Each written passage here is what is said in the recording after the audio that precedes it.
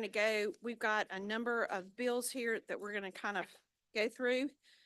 I'm going to call up Senate Bill 2216.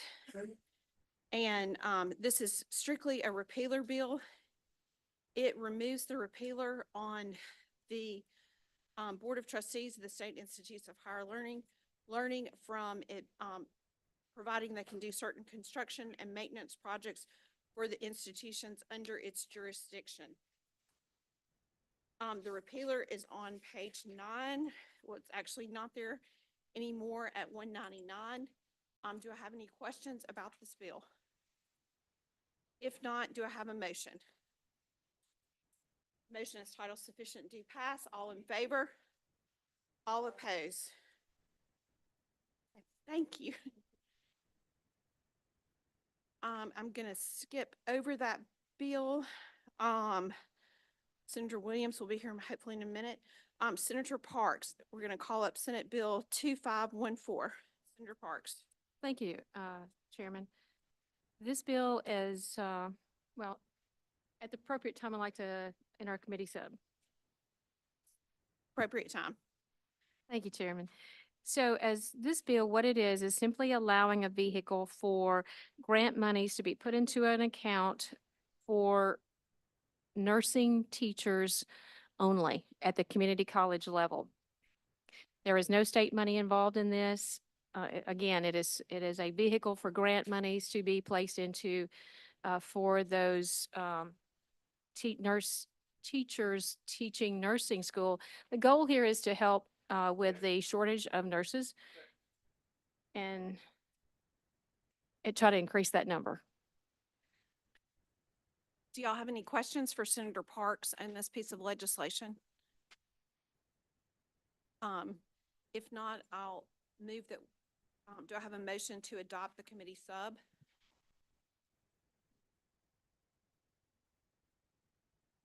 We got to adopt the committee sub first, correct? Yes. Yes. Motion to adopt the committee sub. All in favor? Aye. All opposed? Senator Parks, you have a motion. Motion to adopt the committee sub. Adopt the title sufficient do pass committee sub. Thank you. There's a motion for title sufficient do pass committee sub. All in favor? Any opposed? Thank you. All right, we're going to move on to 2517. What 2517 does, as y'all know, that every year that you have been on this committee, I think for the last 4 years, Senator Parks, Senator Parks or I have gone to the well and asked you to adopt new procedures as it pertains to our Mississippi Intercollegiate Athletics Compensation Act. And at several points that we've had throughout this time, we have asked you just to bring forth the code sections as we're waiting on several of our southern states to see where they are moving in this. So I'm going to, this is all this does. It just brings forth these code sections in this. We have a lot of movement in the NIL market that's going on right now. So we're going to ask you to bring forth these code sections. So that's an explanation of why we're doing this. Do I have any questions? If not, do I have a motion? Motion is title sufficient, do pass. All in favor? Any opposed? All right, Senator Delano, 2518. Thank you, Madam Chair. Ladies and gentlemen of the committee, this is a bill that deals with P3 partnerships, something that we worked on last year. There were a couple of questions that came up. We provided some additional guardrails and some additional language. We're coming back this year to with 2 bills. One bill that we're going to talk about right now, and then our next bill is about a very specific project.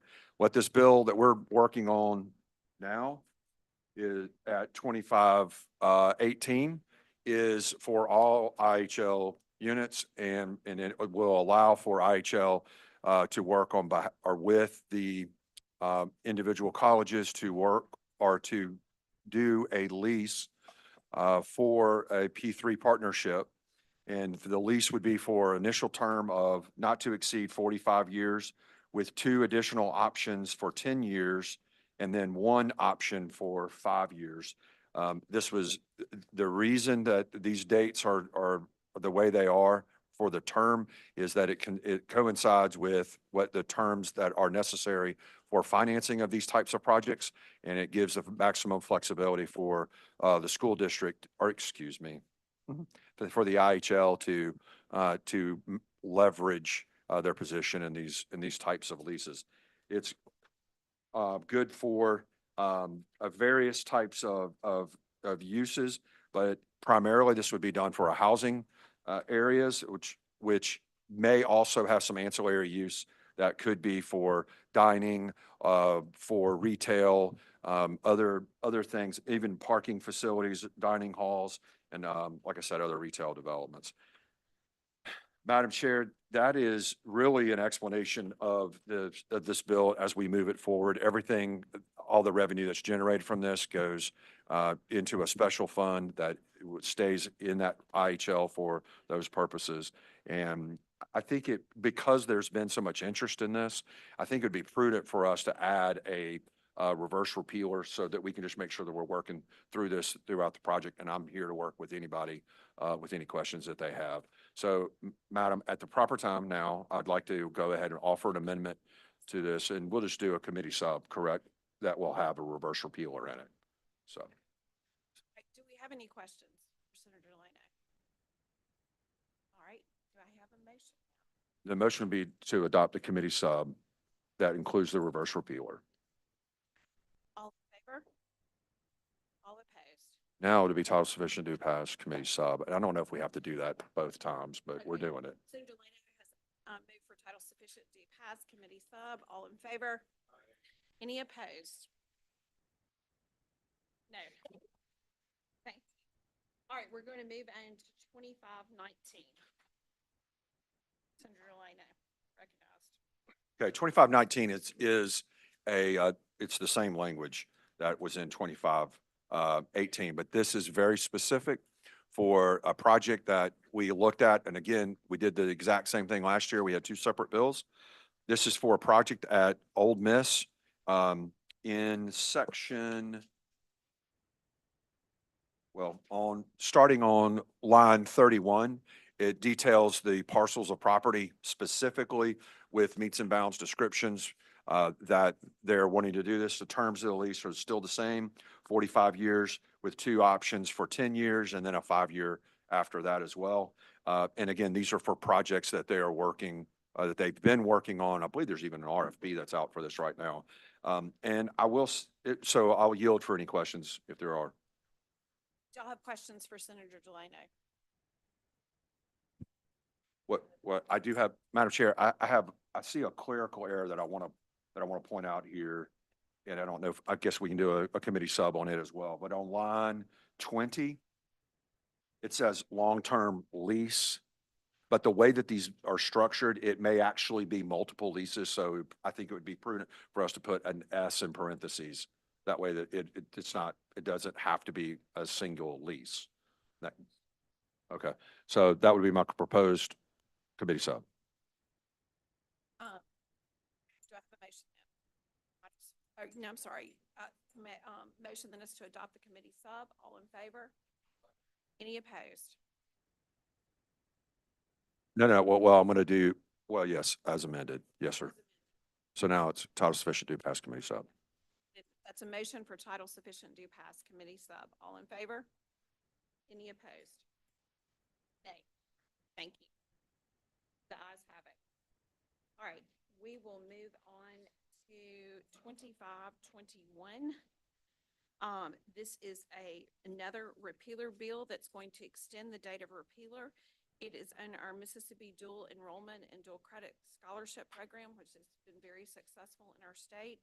And if you'll look at lines 10 and 11, this simply extends the repealer. I'll be glad to entertain any questions in regards to that. Any questions? If not, do I have a motion? Motion is title sufficient to pass. All in favor? Any opposed? All right, the ayes have it. All right, if we will go to 2523.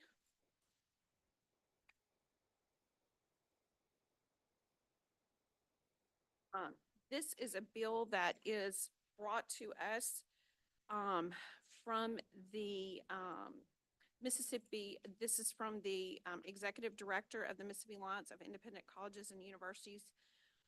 They came to us requesting that we change the composite membership of this body. And they wanted to add a member of the proprietary schools. It already includes commissioners from the community colleges, the universities, the private colleges, but we did not have any representation from the proprietary schools. This is all this amendment does. It adds just a representation from those bodies. Do I have any questions in regards to that? If not, do I have a motion? All right, motion is titled sufficient, do pass. All in favor? Any opposed? The ayes have it. Okay, if you can go to, we will go now to 2524. This is a piece of legislation that will be subject to appropriations. It would add, creates a loan repayment program for our board certified behavior analysis. We have great need of these in our state. This came up particularly in regards to our, when we were having our mental health hearings. There's a great need for behavioral analysis in our schools, and analysts in our school system and all of that. So this would create a loan repayment program for them. That's kind of generally, it's very similar to how we do other loan repayment programs within the state. And that is generally an explanation of the bill. I'm happy to answer questions in regards to this. Again, this will also go through to appropriations. This is a double referred bill. Do y'all have any questions in regards to this? If not, do I have a motion? All right, motion is titled sufficient, do pass. All in favor? All opposed? All right, the ayes have it. All right, if you'll go to Bill 2525, when we were doing all the changes last year, we missed the adding the Board of Cosmetology and Barbering as we were doing all the name changes with our new Cosmetology and Barbering Board. And this simply conforms to the language of the new commission. Do I have any questions in regards to this? If not, do I have a motion? All right, motion is titled sufficient, do pass. All in favor? Any opposed? All right. Our next bill is 2526, Senator Leno. Thank you. Ladies and gentlemen of the committee, this is for the Yellow Ribbon Program. And if you're not familiar with that program, it is a federal program that helps qualified veterans pay for out-of-state tuition. And this is something that universities, most universities have decided to go ahead and honor those veterans those qualified veterans for this program. However, there's a little bit of an error in our state code that actually prevents them from drawing down 50% of the out-of-state tuition cost from the federal government. So that in actuality, the universities have been doing this on their own accord. This language is cleanup language that conforms with the program, and it'll allow for the IHLs to pull down federal dollars that would be equal to 50% of the out-of-state tuition match. This does not affect the veteran at all. It doesn't affect them in any way, shape, form, or fashion. It just allows the school to receive those federal funds as they were designed to be in the first place. That's an explanation of the bill. Yes, I think I know the answer. Just want to make sure. These are U.S. veterans that are not in-state residents. They're from out of state, and this is to help our universities cover that cost that we've been eating. That's correct. Thank you, sir. Thank you, Madam Chair. Thank you, Madam Chair. I understand this was one of the programs we talked about when we had our hearing with veterans. Just want to be sure, since it seems to be a hot button issue, this is a special class of people, a very special class, correct? Absolutely. United States veterans, Yes, sir. whether they're residents of the state of Mississippi or not, educated at our institutions. You're not going to call that DEI and remove that program, are you? I don't think you'll hear that from this building. Okay, all right, I'm just making sure that we're not going to mislabel a program in a generalization. But this program, in fact, is for veterans, special class people. That's exactly right. Thank you. Additional questions, Senator? Yeah, and just, are there provisions that, as long as the funds are available? Well, actually, from the federal government, Yes. well, that would be part of the IHL's compliance side, but we would, they have not been able to draw that money down to date, which means they've been eating all of it, or they've had to front that money. The universities have fronted the money for that qualified veteran. So, that's not spoken here because it's not necessary. Right, right. But I'm saying, the money that they have not been able to draw it down, you said, right? That's correct. And that was because of, Because the way that our state code was written did not conform with the requirements of the VA program or the yellow ribbon program itself.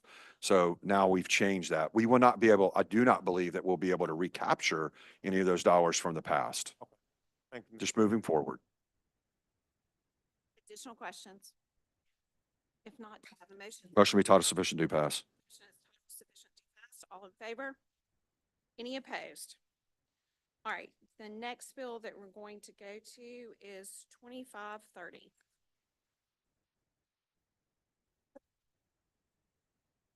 This is a piece of legislation that came from the Mental Health Task Force that we met with this summer, looking at mental health issues basically from K through our college.